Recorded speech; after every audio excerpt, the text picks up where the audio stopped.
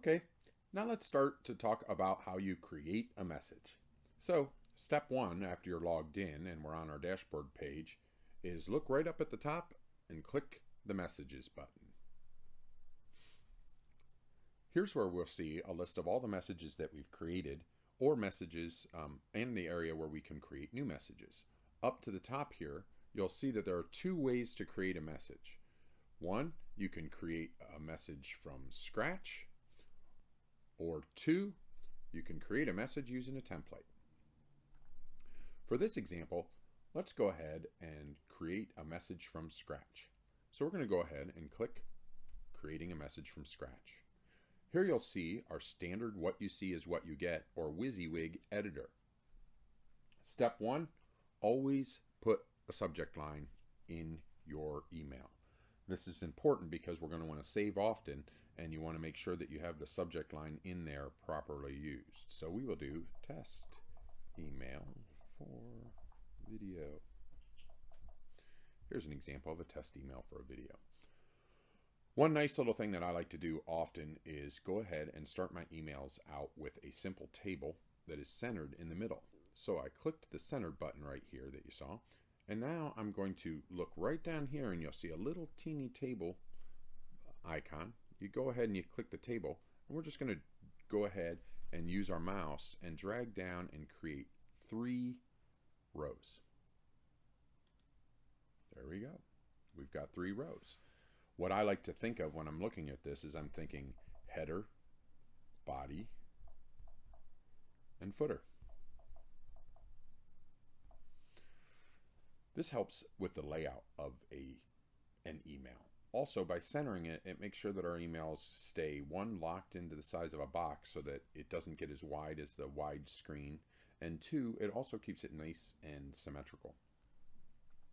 Now, for the header, one thing in an email when we're creating an email, we may want to go ahead and replace this with an image. So we're going to go right up here in our toolbar, and you'll see right here is a small image button. So we're going to go ahead and push the image icon. Now, we've already uploaded a couple of images here into our folder. But what we can do is if you do want to upload additional images into the folder, you can always go ahead and click Upload Files. This will take you to your hard drive and you can choose a file to upload. Right now, we're just going to use a file that we have in here, which you'll see is a logo. Now, this particular logo has a very, very large width and height. In most cases, you want to try to save your images to the size that you're going to use them at. In this one, we'll resize this a little bit, but remember, try to keep this standard size of your images the size that you want to use them. So here I'm just reformatting, and I'm taking this little logo here, and I made it a little bit smaller, but we went ahead and put it in. So now we're going to talk a little bit about the footer, and this is something that's really neat with ListRocket, is that we actually have an automatic footer that's generated for you that you can use at any time. You'll find the link for this footer under the special variables section. Right here you'll see it says it embeds the footer block inside your message. So if we copy this little field here, which I'll right click and copy, close the special variables box, we're going to put it right here, and we want our footer centered, so we're creating center, and now I'm going to go ahead and I'm going to click paste. There's the footer. Then all that you have to do is go ahead and type your very important message here.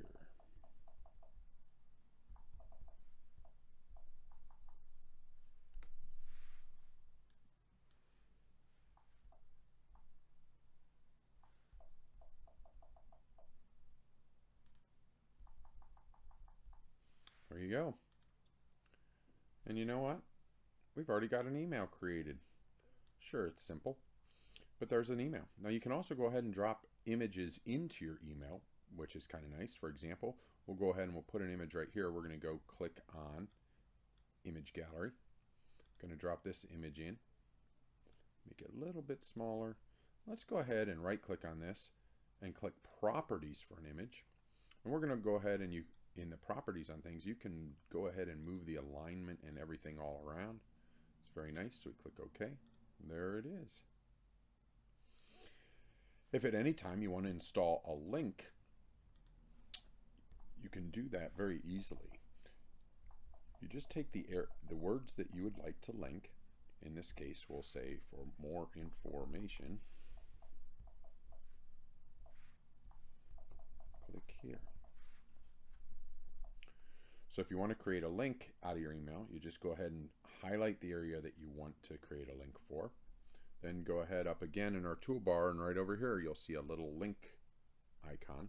So go ahead and click link. Then you can just go ahead and type your URL in here.